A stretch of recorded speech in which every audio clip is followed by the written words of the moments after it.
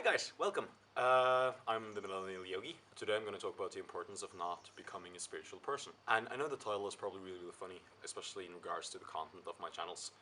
But it's a very important point, so stick to the end. And I think most of you will understand what I mean by the importance of not being a spiritual person. As always, please subscribe to my channel so just you stay up to date with my latest stuff in my video series. And if anything is unclear to you, if you have any feedback, please drop me a comment below. Okay, so why shouldn't you be a spiritual person?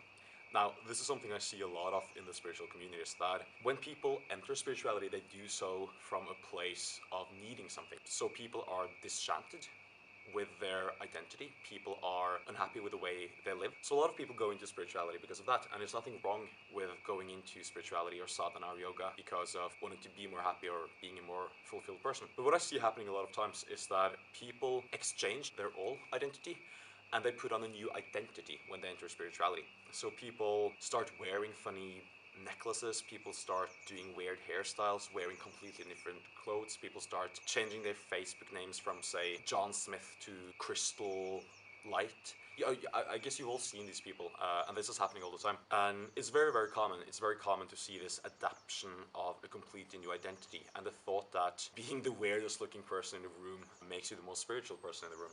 And people also adopt a completely new lingo, and people start talking bullshit. So people start to talk about vibrations and frequencies, and instead of gossiping and saying that you don't like somebody's face, you just say that he has a bad frequency instead. This is a very common thing, and this is a very big trap for spiritual seekers, because what you're doing here is that you are exchanging your old identity for a completely new identity. And in a lot of people, their spiritual self, their new born again personality, is often way stronger and a way worse person than they used to be. So they're taking on this spiritual persona, this kind of, they're adapting all of these kind of accessories that they've seen people use, thinking that that will make them more spiritual. And as I'm saying, what you're doing is that you're just concretizing and cementing a new identity, and that identity is even stronger than before. And as I'm always saying, and I'm always teaching, spirituality is about dissolving identity whatsoever. If you can sit and be completely unidentified and be completely devoid of any identity whatsoever and just be awareness or consciousness, that is true spirituality. So if you're new to sadhana, if you're starting to take up yoga and meditation, be aware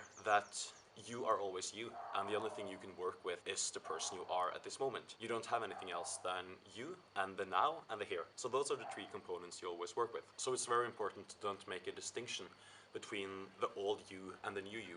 You are always you, and do not separate the world or yourself into your spiritual side and your normal side, and don't separate the world into spiritual activities and normal activities.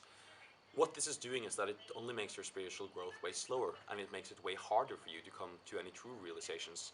Because what you're essentially doing when you're doing that, when you're separating between heaven and earth, when you're separating between the mundane and the spiritual, is that you're creating a dynamic in your life of dualism. You're creating a dynamic of this is good, this is bad, this is normal, this is spiritual. And that's a very great hindrance to you, because the core purpose of all spiritual practices is to dissolve that dynamic that separates you from the world, or that separates the good from the bad. That has to go. So it's very important that you don't separate between the spiritual and the normal in yourself or in the world, because all of your aspects as a human life, your basest instincts, your deepest emotions, your strangest thoughts, your weirdest behavior, all of that needs to feed into your spirituality. So do not ever try to repress anything within you. Do not look upon yourself and your habits and your emotions as unspiritual or unholy, because everything you are at every moment feeds into your spiritual practice. This is called the process of ennobling. So instead of trying to deny sides of yourself, spirituality is all about always opening, always being accepting, and always working with what you have in this moment. And as a final point, I want to say that the spiritual practice we're doing when we're meditating, or when we're doing hatha yoga, or saying our mantras and our prayers, that is spiritual practice. And please note the practice part. Practice means that you are rehearsing for something. And the real test, the real spirituality, is life, your everyday life, how you treat people around you, how consciously you live, how you talk to your friends and family, and whether you smile at strangers, how you manage to keep your heart at ease and your mind open and relaxed in every situation. That is your spirituality. Everything else is, as a term denotes, practice. So what you're doing on the yoga mat is yoga practice. What you're doing in real life, what you're doing with that calmness and energy, how you integrate those sides of yourself into daily life, that is yoga, and that is the real practice. So always remember that your sadhana, your daily practices, are practices, but how you carry yourself and how you engineer yourself throughout the rest of your day, throughout the rest of your life, in every normal, everyday, base, earthly situation, that is the true test of your spirituality and your ability to integrate the higher aspects of life, if you want to use the term higher, with the lower. That is the test of whether you are a wholesome person. And spirituality is all about wholeness, is about non-separation, non-duality. So that was it for today. Thank you so much for watching. I hope this shed some light on my strange title. And remember to not ever be a spiritual person, and don't wear weird necklaces or talk funny. Thanks for watching. May all beings be happy.